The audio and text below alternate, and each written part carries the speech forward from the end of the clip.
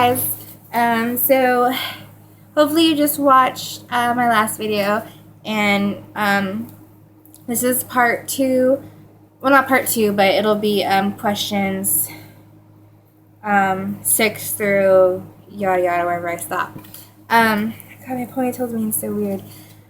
Yeah, so these are questions that were based off of Ethany's 31 Days of Tarot challenge. Yeah, so let's continue. Okay, so I left off the first video at question 6. I didn't have enough time to talk about it. So question 6 is, tell me about the time you gave your first reading. I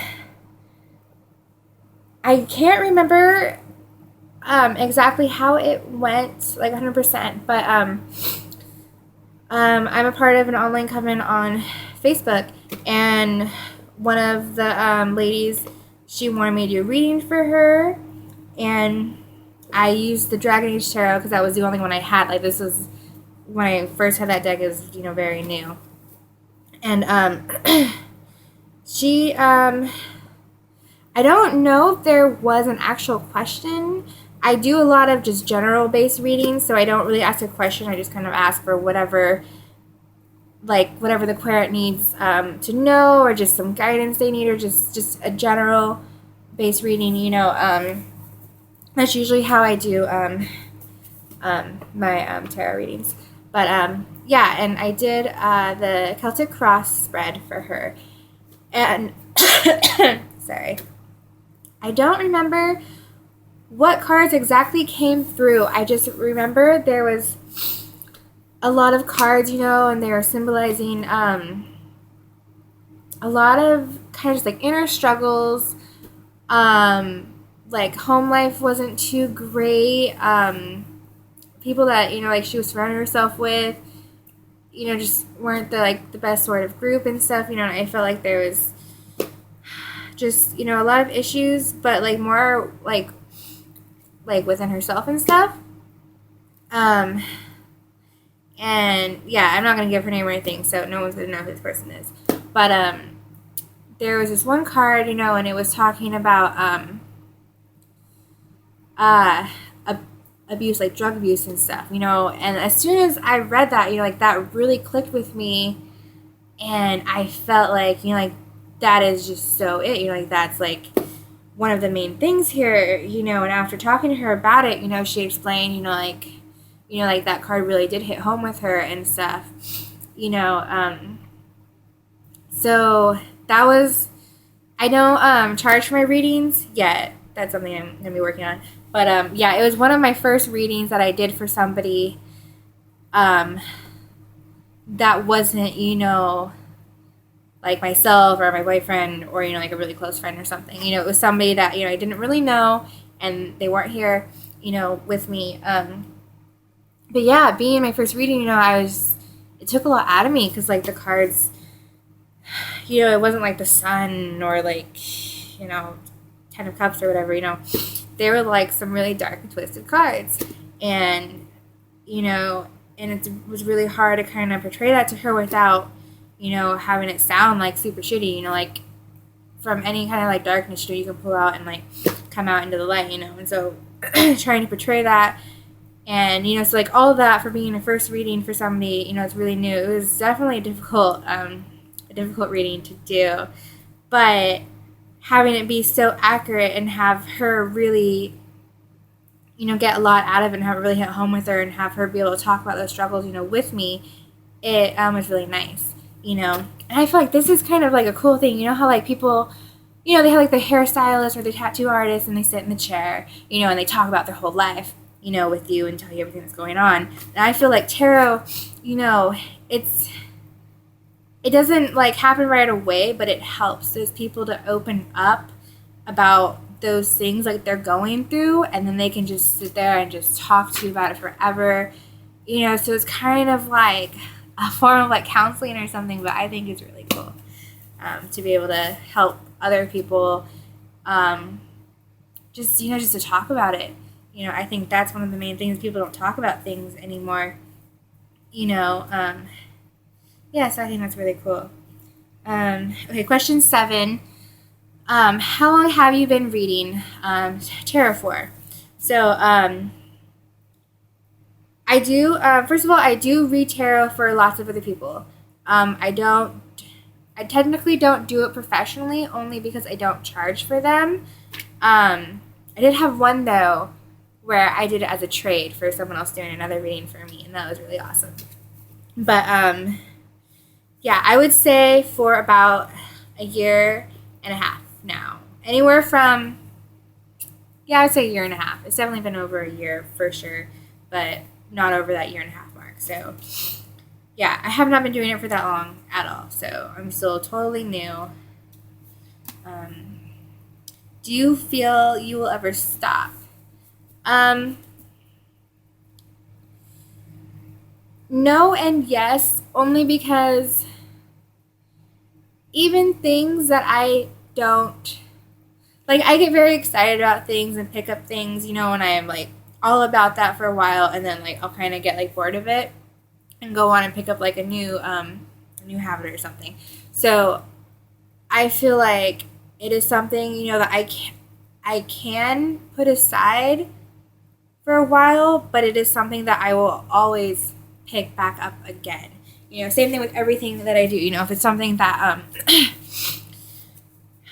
like I had like in a box for a while or something, I still always hold on to that, which is why I'm like a hoarder. But yeah, so like the longest I've gone without doing anything that was related to this, maybe a week. Like I always do readings for people. I do readings for myself. I always usually do like a card of the day. Like, I wouldn't say I do it every day, but definitely like more than 3 times a week, for sure. Question 8. What were the first 3 tarot spreads that you learned? Okay, very, very first one, that was like the biggest spread. One that I like really didn't like it either. It was the Celtic Cross spread. And I remember I was a beginner, and this was in the book, and I was just like, this is like ridiculous. This is 10 cards. I don't know what any of them mean and the positions, and it was just like a lot of people use the Celtic Cross as a beginner spread, and I felt like it was too much. I think too much for a beginner. I like the positions and how it works up to, like how it just goes, how it works up as a story. Like have the cards here and then the other cards. So I do like the positions and meanings and all that. It's a really good spread. But I think 10 cards is a lot for a beginner. For me, when I first learned it, it was a lot. Second spread, I wouldn't really call it a spread, but it was, pulling one card and reading it. Second one, it was using the three cards and using it as past, present, and future. So those were my first 3 that I learned. And I still don't really use a whole lot of spreads. I kind of just stuck with the Celtic Cross for a really long time. And then I sort of branched off into just doing my own kind of spreads, and adding the oracle cards. And yeah, just recently I started going on the eclectictarot.com site, and they have so many spreads, because I was thinking about getting this one book. It's like 365 tarot spreads book, because I wanted to research more spreads and learn them and stuff. But I went on the Eclectic Tarot Forum thingy, and there are so many spreads, so I had saved a bunch of them. I've actually used a few, and they're really awesome. So yeah, definitely for 2016 is to venture out into a totally new realm of spreads and using those and seeing how they work out with readings. Question 9. What would you say is your favorite tarot card right now? My favorite tarot card right now. Hold on, guys. Let's do this one. Okay, so my favorite card right now is going to be the Empress card for two reasons. Um, it is the third card of the Major Arcana, and 3 is my life path number. And then also Kelly Ann Maddox, she has a video where she talks about finding your year card, and you do it by adding your month and your day and the not your birth year, but the actual year that it is. And I got 3. So, and I asked her too. I was like, "Is there any significance to having your year card and like your birth card being the same?" So basically, this being my card for 2016, and it's a beautiful card from the Shadowscape deck. Yeah. So basically, this is kind of like my year to shine. I think it's just going to be just a super, passionate and creative year. Yeah, I think it's going to be a really good year for me. So I'm really, really wanting to really delve deep into this card and research it a lot more and find out more things about it. I have a few other cards. The other card that I really, really like is the Devil card. And I know a lot of people too, like, what is Andrew? He loves Devil card, the Death card, like a lot of, the more like shadowy cards and stuff. So does Alvin too, so I really like that. They always usually show those cards, But the Devil card in the Shadowscape deck, I love this card. I don't know, it's so beautiful and elegant, but yet very deep, and I think a lot of people, can connect with this. But yeah, it's just about delving, deep within yourself and, finding those, those things and dealing with those things. That I think everybody has, whether like you see somebody in their life, looks like candy and like fluffy pillows, there's always something, going on with them or something, so I think everybody can relate to the Devil card. And just real quick, this is the Devil card from the Fountain Tarot. I love this one too. So cool. Okay, question. Question 10. What is the card that you don't want to see pop up in a tarot reading, and why? Okay, so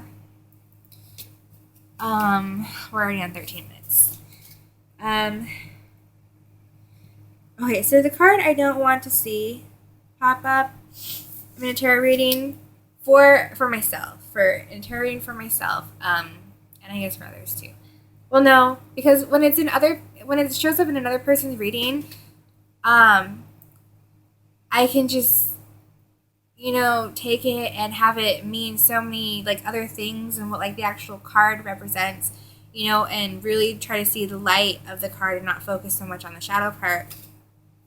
But for me, when I see this card, I focus so much on the shadow part, and I struggle with it and focus on it too much, and it just messes with my head.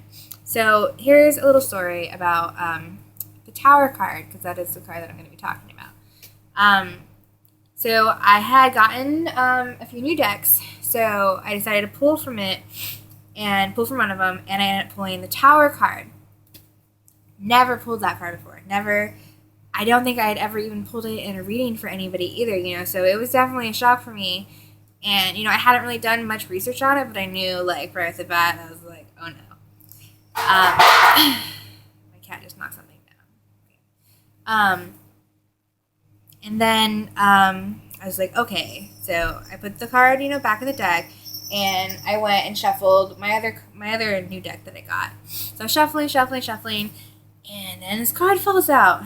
I go pick it up, look at it. It was a tower card. And this was the same day. I was same time I was shuffling, and I pulled it, and it's freaking tower card. And then I was shuffling. This was another day, but it was all within the same week. I was shuffling another deck, and I either pulled the tower card again, or it fell out again. I want to say it fell out again. Like, it just fell out and was right there, So it was just like, geez, this card is telling me something. And then the last time, I had put the cards back in the box. It was the Fountain Tarot one, and I put it in the box, and I went to pick it up. And I grabbed the cards, and I didn't grab the whole deck, but the spot that I grabbed, that bottom card, was a tower card. So after that, I was just really just sitting down with it, and really researching, what else can this card mean, and trying to pinpoint, what's going to happen, and my grandma, she had cancer for well over a year. She was doing really good, and it was kind of one where, it was a rare stomach cancer, and there was no cure and stuff, but she was doing really good, so I had thought about maybe it being that, but I was no, I was she's doing fine, so I didn't even think about it. And then that next month, it just all kind of went downhill, and she ended up passing away. But yeah, so I really feel like that was what the card meant for me. I have not pulled it since for any of my personal readings. So yeah, so I really struggle with that card. Because usually, most of the cards, even the death card, they say it doesn't symbolize death. It's supposed to be the ending of something, and the beginning of something new, and rebirth and all that stuff, and yeah, so having, my story be it actually pertained to a death, I feel like that is going to be a struggle for me to get past when reading the Tower card. But I actually had that card pop up in a friend's year spread. It's her main card. I was oh no, I was it's a Tower card. But I was no, don't freak out. And I told her all the meanings for what it could mean, the good sides of it and all that stuff. So when it comes to other people, I am so good at same thing with a lot of things, when it comes to other people, I can be so happy for them, and just be all it's you're gonna do good, you're gonna do perfect, you're gonna nail this, you got this in the bag. When it comes to me, I'm just oh no, you suck, and blah blah blah. I always see the downside of it when it comes to me. But yeah, so long story short, Tower card, I don't want to see it because of my experience with that card. All right, we're gonna stop this at question 10. So, all right, so thank you for watching this video. Yeah, we're gonna continue on to part 3.